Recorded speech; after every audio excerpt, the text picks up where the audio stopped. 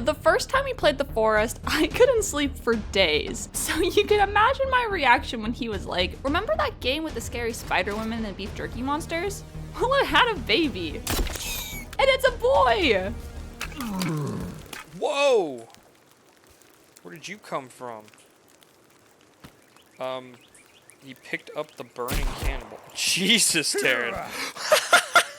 It feels like he's been talking about the sequel to The Forest for forever. Neither of us were expecting the game to get delayed into infinity, so it's been sitting on our calendar since February of last year. He'd all but forgotten about it, so when I was like, guess it's coming out tomorrow, he was like, what? Cocaine Bear? All that said, we couldn't wait to finally sit down and play with the Forest Sun for date night.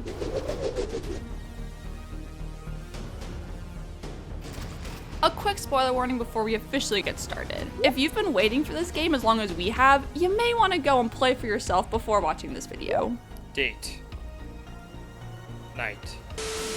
Putting aside that this game has felt like it's been in development purgatory for an eternity, the two of us were a little skeptical about whether it would be able to capture the feel of the first. He was especially cynical, but that mostly comes down to being let down so many times a week or two away from an alleged release date. The good news is, we felt for this game hard, and couldn't help but spend our entire weekend hunting for a shovel. All that for a shovel. I told you we shouldn't have played on hard. We're back to living out of our backpack in Sons of the Forest, but this time the layout is a lot bigger. It's a little cumbersome to navigate in multiplayer because it doesn't pause when you're in it. So as you can probably imagine, it gets a little frustrating that the enemies can beat the hell out of you while you're trying to make more arrows. They removed the hotkeys in favor of a more realistic approach. It makes switching weapons during combat a total liability, but I'm willing to look past that because it has colored lights you can change. Ooh, I didn't know you could do that. That's really cool. Yeah. That might be my new favorite thing. Oh my god, I can also make it dark. We came up with a strategy to deal with constantly needing to navigate the backpack interface by taking turns keeping watch. It worked half the time, and go figure, it was the half I was keeping watch. What usually happened was I'd keep watch while he drank his sodas and ate his Fruit Loops, but then when it came my turn to craft, he'd get distracted and run off. Seriously? Filling out the inventory brings me great pleasure, because my item hoarding and loot goblin tendencies come together in just the right ways. When there's open space in the pack, I always get curious about what might go there eventually. Although, it's funny to me that they were going for realism when I'm looking around a bunch of skulls, sticks, a crossbow, 2 axes, several boxes of cereal, and at least 60 pounds of rocks. I'm not complaining, because carrying weight sucks. See, we'd be able to survive in the wild. Just eat a bunch of flowers and mussels. Yeah. Maybe we're working too hard. Foraging is my biggest weakness because all it takes is a new colored flower or berry bush and I'll break formation and go running in the opposite direction as him. He'll put miles between us before he realizes I'm nowhere to be found. Not all the berries have uses yet, so he goes absolutely ballistic when he finds out that I ditched him in order to collect the poisonous ones. I mean, you are dramatically further along than I am, but Well, it's all good. it helps not getting distracted by swimming squirrels and whatnot. I told him to just wait, but he described at length how he's got 3 different groups of cannibals all closing in on him, and how if he stops moving, they'll get a free lunch. I don't see how that's possible when I'm leisurely berry picking and looking at butterflies, but I guess that's just him acting as bait. There's definitely 2 of them. Okay, so do you think I should jump in, or what do you think I should I do? don't know, like jump in and then climb up. Yeah, like what's the play?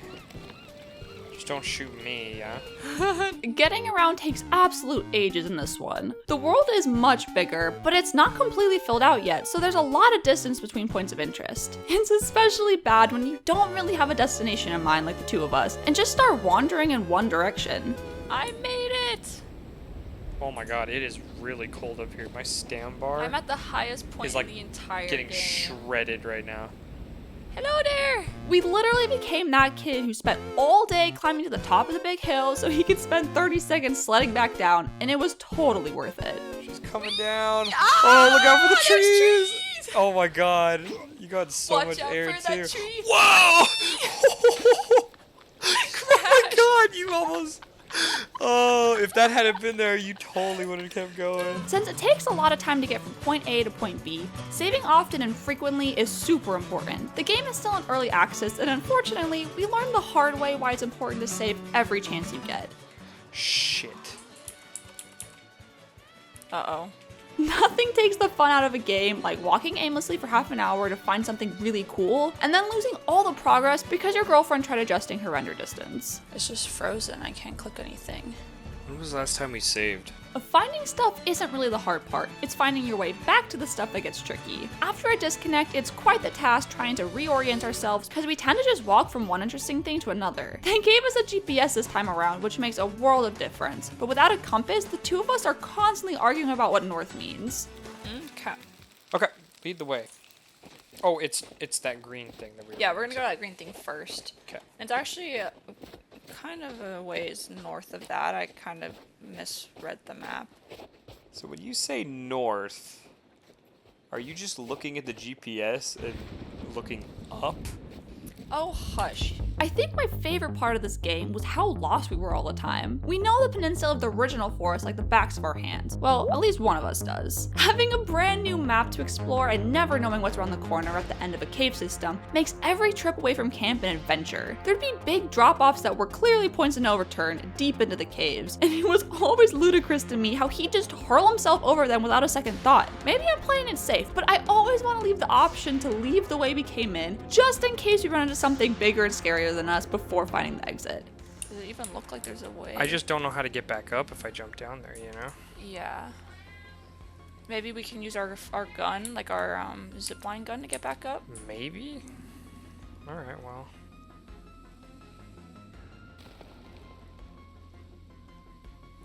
Ooh, there's an exit here. Okay, I'm coming.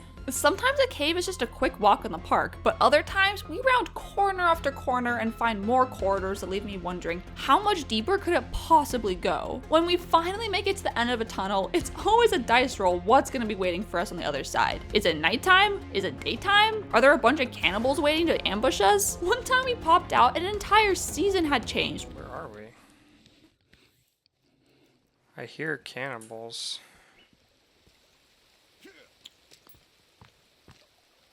We must be close to the snow.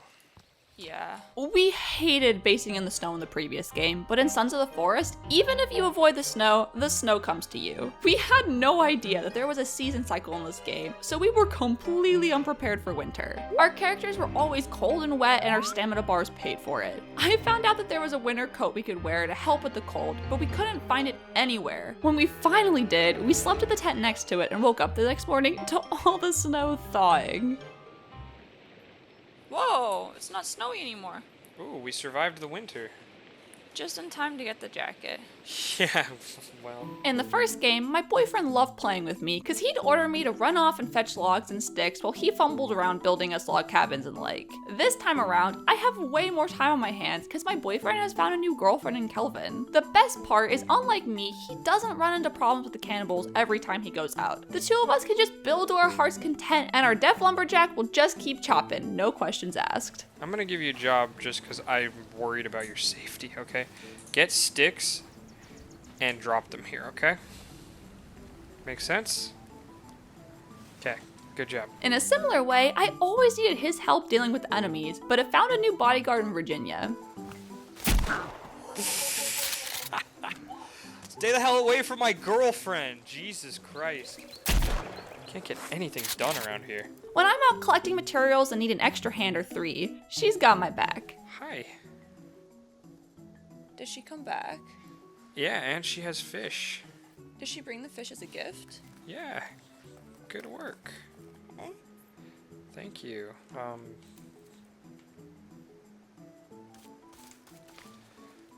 Okay, the fish is like gone.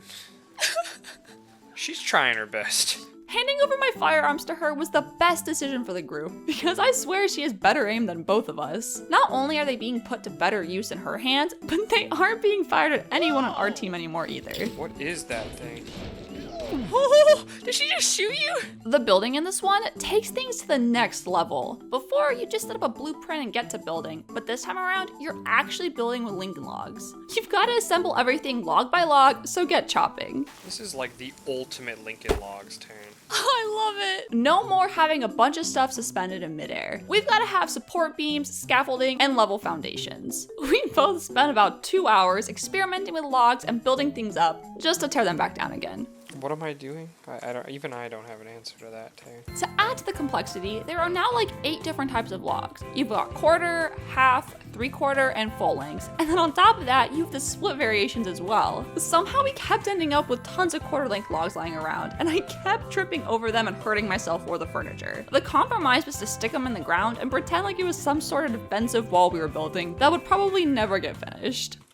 Working on a thing. What are you trying to make? A gazebo. A gazebo?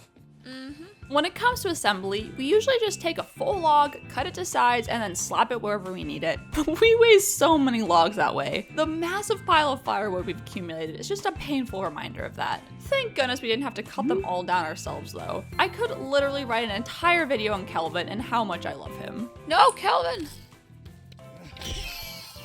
I'm helping Kelvin up. Is he docked down? Yeah, he got knocked down by the babies. I think the thing that really puts this game over the top for both of us are the companions. Kelvin is the true hero of this game, and I die fighting 100 cannibals to protect him. Wait, Kelvin, no, Kelvin! What happened? He's doing the wrong tree! Kelvin, we just We just built that! Oh my god! Oh! That was awesome. I don't care how many tree houses he cuts down or the buildings he topples trees on top of. He's our buddy and we have to protect him. Oh. He's like shaking his head. Oh geez, sorry, I didn't even notice that was going on. Are you down? Yes. Kelvin. How dare you? Kelvin. I'll help you up too. That was awesome. I wouldn't be surprised if he was just getting revenge for us butchering his name all the time. Throughout our playthrough, he was referred to as Calvin, Kevin, Kebab, and just about every expletive under the sun when he'd break something. Kelvin. God, I love what you do, but that shit like that, it just, oh no. And now I just have to hear water splashing eternally now. Probably our biggest vice when it comes to building is getting new ideas and not finishing the ones we started. There's only one Kelvin, so we've got to split the logs between the two of us, sometimes literally. When a project starts taking too long, the two of us kind of naturally gravitate back to the woods to find a cave or some cannibals to get into trouble with. Cave entrance, let's go. One of the things the two of us loved about the original game was the ambience of the world. We felt on edge when we first started playing, and as we got more and more comfortable with the game, it made us less jumpy. Without the scary aspects of the game, the survival horror loses half of its selling point and just turns into camping. Sons of the Forest puts horror back on the menu and has jump scares waiting in unsuspecting places. Jesus Christ, that guy got me. Whenever we're roaming in uncharted territory, every single sound makes me flinch. Constantly checking over my shoulder took its toll on me in and out of the game. I've been racing to beat him to bed so that I'm not the last one who's turned off the lights for over a week now. It's funny because really and truly there's not that much to be afraid of yet. The world is so big that you can go a while without seeing a baddie, but I think it's more the fear of what might be than what is. Oh my god. Oh! Wow. Yeah, I didn't like that. That's nightmare fuel. We do a much better job scaring each other in that department, and you could say we're our own worst enemies. Oh my god, she just scared the shit out of me. I played a much more active role in dealing with the mutants than last time. Don't get me wrong, my favorite thing is still the log cabin building, but I was a lot more gung-ho about spelunking this time around. And it felt like we made it a lot farther being able to rely on each other during tough encounters than with me cowering behind him at every turn. I'm doing stuff. These guys are just like interrupting my my looting. The cave creatures all drop creepy armor, which makes fighting them feel much more worthwhile. The thing is, either there's a bug or we're just confused because it seems like only one person got to carve the armor per kill. Unless of course the two of us tried to carve it at the same time. We got a system down and got really efficient, not just taking out the enemies, but also collecting the spoils. You want to carve him with me? Yes. Okay, you ready? Go. Eee! The surplus of armor was a godsend for him, because unfortunately, friendly fire's a thing. Thank you. Okay. Let's skin these guys so I can get some armor. Taryn. Did I hurt you? Why would you yeah. Because he was still breathing. I think it's safe to say I do more damage to him than any of the cannibals could, and it's just because he always runs in first. I told him that as soon as I learn how to block, I'll take point. Oh, I hear something. something's down there. What is that? I don't know. Okay, block. I don't know what that thing is. Ah! Guns weren't a thing in the first game, so even though they've been added to the sequel, it never would have occurred to us to use them. I'm not sure if sound attracts these things, but I've seen enough movies to know that it should. Well, we're gonna have to come back to get another gun. Oh my god! What? The shark just jumped, and I don't know if it ate the first shark or if that shark was not it was not dead. Oh no. Oh no! Okay, wait a minute. Was it like fake being dead? Okay. Light him up. I think it's dead. Okay. Time for a beeline. I kind of want to see it float up though. Okay, You're fine. never gonna come here. Ah! Just swim like hell.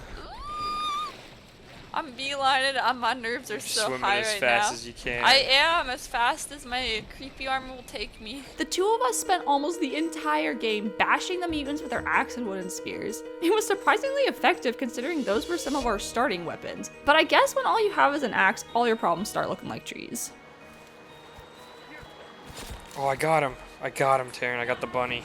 We ended up hoarding all our ammo till the very end of the game so we could blow it all on the final boss. We fought through like 100 angry demon cannibals with nothing but our axe and the occasional poorly thrown Molotov. Well, as it turns out, they haven't added a final boss yet. So you can probably imagine how we felt when we triggered the game's ending and realized we hadn't made a single dent in our shotgun shells. Needless to say, when we played through the section a second time to see the other ending, we made liberal use of our ammo and completed the trek in a fraction of the time. He's coming this way. Here it He's coming comes. this Here way. it comes. Yeah, I'm ready. I'm ready. Okay, go ahead. I'm gonna steer clear. Yes, stay the fuck away. In terms of story and lore, I'm not sure how much help we're going to be in that department. We stumbled upon several story items, but most of what we gleaned was that somebody was super upset about missing some golf balls. We couldn't find the golf balls, but we did find a course. Close enough to the... Wow, look at how this is just... Holy shit.